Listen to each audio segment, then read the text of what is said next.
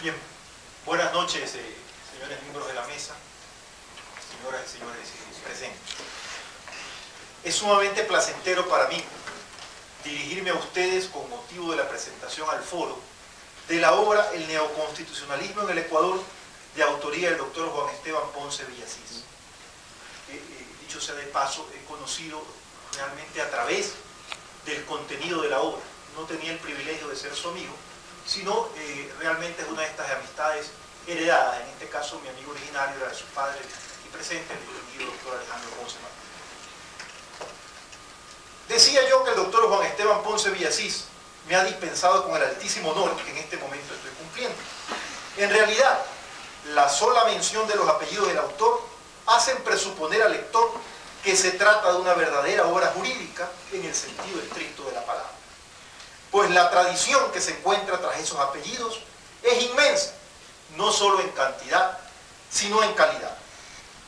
Debo enfatizar que dicha presunción no solo queda en tal categoría, sino que de la lectura de la obra se ratifica absolutamente lo que se presumía de ella.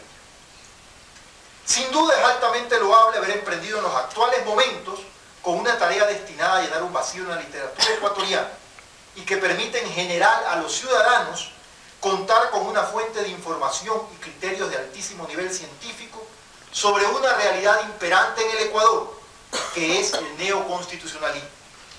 Digo esto por cuanto existen una serie de publicaciones, seminarios, cursos y actividades de carácter académico destinados a difundir esta tendencia, las cuales ofrecen una visión concreta, limitada y sesgada, frente a la cual realmente es refrescante, por decir lo mismo, lo menos, tener el aporte del doctor Ponce Villasís.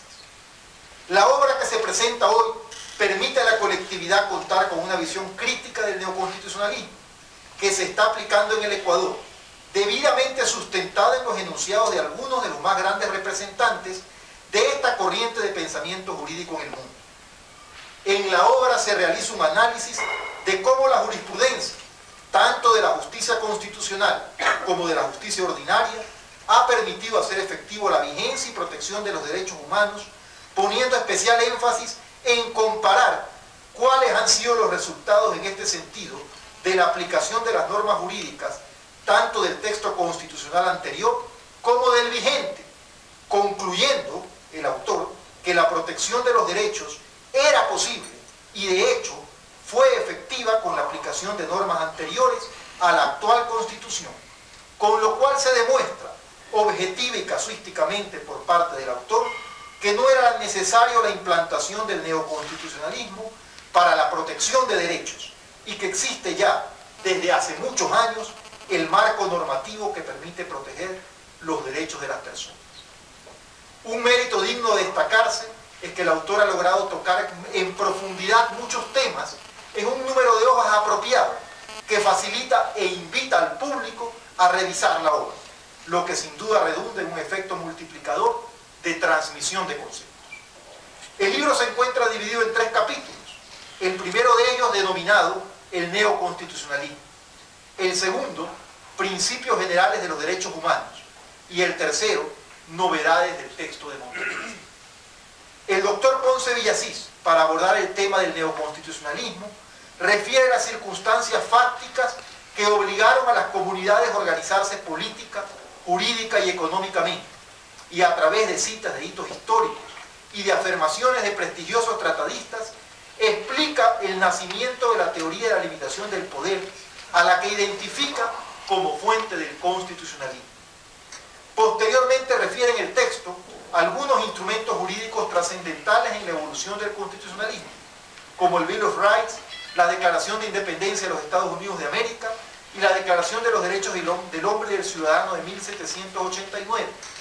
Instrumento este último que es comentado artículo por artículo, resaltando del mismo el siguiente principio: toda sociedad en la cual no está establecida la garantía de los derechos ni determinada la separación de los poderes carece de constitución.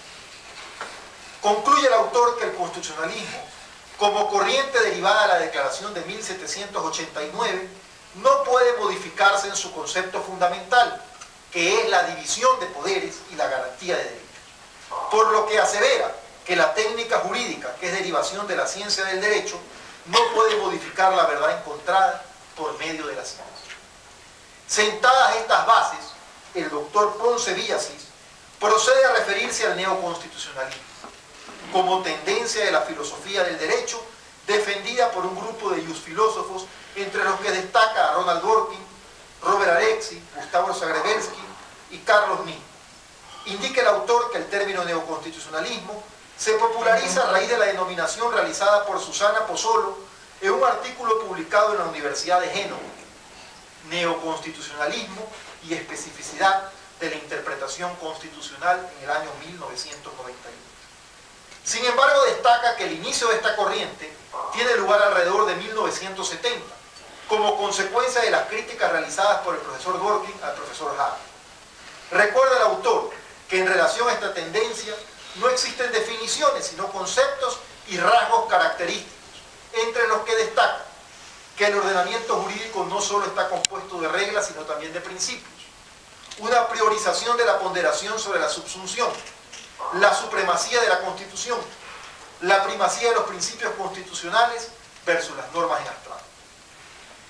Se caracteriza el neoconstitucionalismo por su forma peculiar de aplicar el derecho, donde se resalta la argumentación del juez y se ubican los principios como valores morales en la cúspide de la argumentación, de tal forma que el contenido de la Constitución, desde una perspectiva axiológica, prima sobre la norma.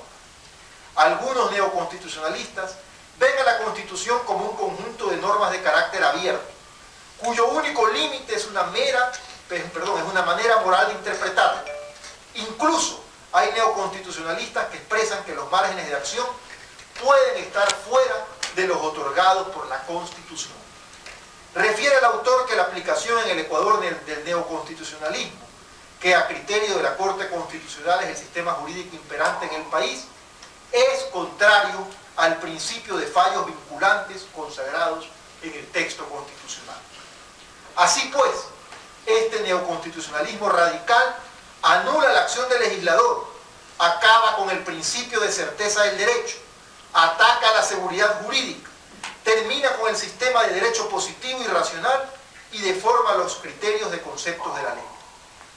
Expresa el autor que para conseguir una máxima efectividad se está alentando a los jueces a dar soluciones diferentes a las pedidas por las partes en conflicto, en ejercicio abusivo de una discrecionalidad. Esto basado en una interpretación extensiva de Zagrebelsky en su artículo denominado Jueces Constitucionales. Lo que no se menciona por parte de los precursores de esta corriente es que el mismo Zagrebelsky en ese artículo expresa lo siguiente sobre la tan pregonada denominada Constitución viviente. Dice Zagrebelsky: los argumentos contra la Constitución viviente se centran en los peligros de la jurisprudencia creativa, hecha posible por la interpretación evolutiva. Separarse de los orígenes significa aumentar la discrecionalidad. Discrecionalidad equivale a politización. La politización es incompatible con el carácter judicial de la justicia constitucional y ofende la separación de poderes, haciendo daño al legislativo. La ofensa a la separación de poderes, a su vez, mina la legitimidad de la justicia constitucional.